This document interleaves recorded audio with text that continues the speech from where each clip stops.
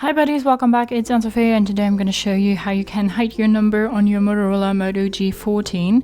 For that, you want to go ahead and click on your phone icon here and then go to the three little dots, go to settings, and now you can go to calling accounts, go to your provider and go to additional settings and click on caller ID.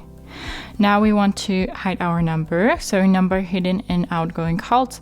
So if you make calls now, your number won't be shown on the device you're calling.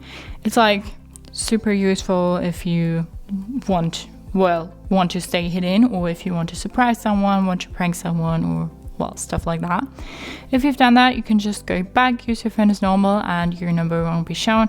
If you want to undo that again, go back these steps, click on caller ID and say network default.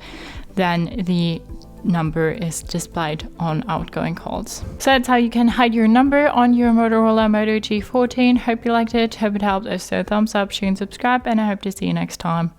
Bye.